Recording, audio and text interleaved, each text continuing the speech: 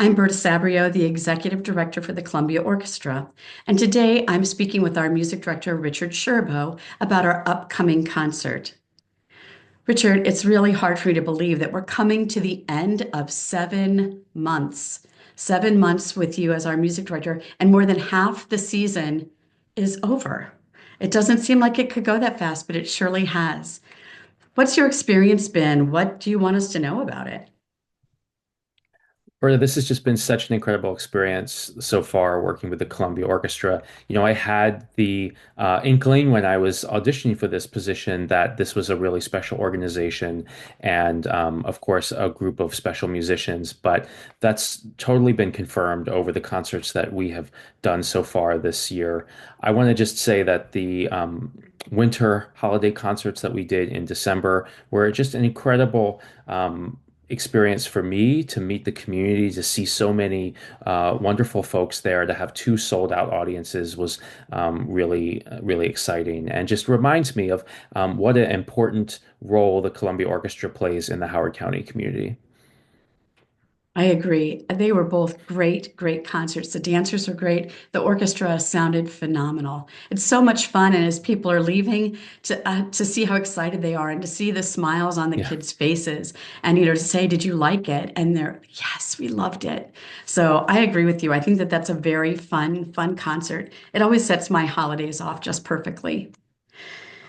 Okay, so this year we have been on a big adventure. That has been our theme from the beginning, and it continues through until the end. So I would love to talk to you about what it takes and what it feels like to plan a programmatic season. Yeah, this is a question I actually get a lot. Sometimes I get asked, no matter which organization I'm working with, Richard, who chooses the music? That people really want to know how that comes to be.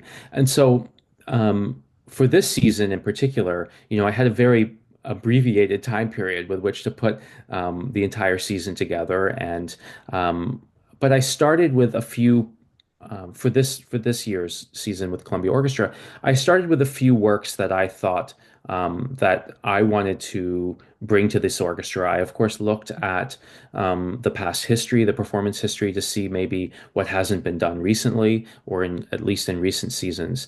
And I started with that. And then, of course, I wanted to feature several soloists and started reaching out to them. A lot of what happens when you're planning a season, as you well know, is dependent on some really unexciting things like dates and availability and music availability and things like that. But all of those things aside, the exciting parts of putting a season together are looking for little kernels or thematic elements that I can draw on to tell a story. And I think this concert that is coming up in February is a really prime example of that. I really wanted to program Tchaikovsky's First Symphony. It's a piece I've loved for a really long time and have performed in the past.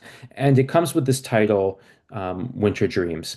And I use that as a jumping off point to think about what other winter, elements might I be able to bring to this concert. And that's how we landed on the pieces that are on the first half of the program. So we're going to segue a little bit here to talk about the next concert, which is the piece that opens our concert is by Eleanor Remick Warren, an incredible composer American composer who should really be heard more, very active in the middle of the last century, the 1950s and 60s.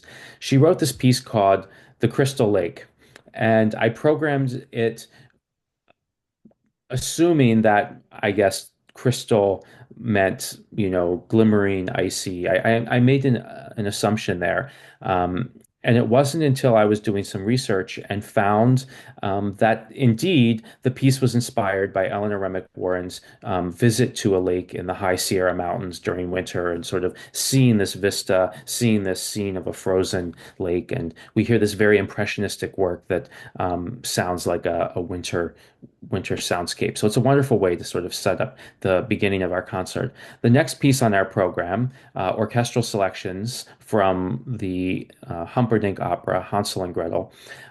This piece, while not exactly necessarily set in a winter scene, is so identified or so performed during winter and especially the Christmas holiday season that I thought it would be a great moment to bring the orchestral pieces back. A lot of times in an orchestral setting, we only hear the prelude, but we're pulling out five different selections from the opera to perform with the orchestra. And then, of course, we're ending with Tchaikovsky's Symphony Winter Dreams, which has a really evocative sense of maybe the winter landscapes in Russia at the time that he was writing.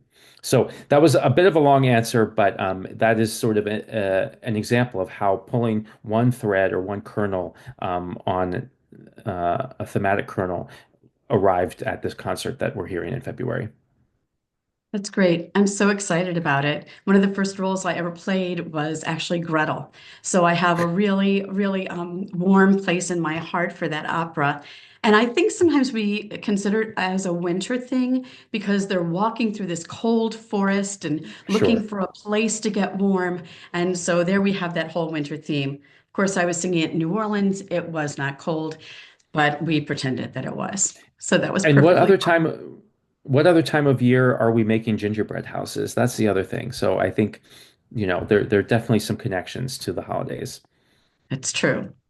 All right. Anything you want us to know about what we might hear in the box for this concert? Sure. So this has been a wonderful experience to connect with audiences before each concert. And for this upcoming one, we're going to invite several members of the orchestra to join us in the box to talk about their experiences performing, learning, rehearsing the music that's on the program. So it'll be a little bit of a different perspective. And I can't wait for folks to hear from members of the Columbia Orchestra themselves.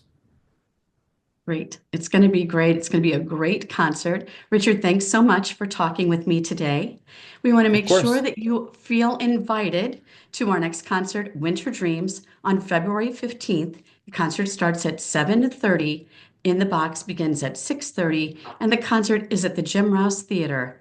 If you'd like to get tickets, www.columbiaorchestra.org is the place to go.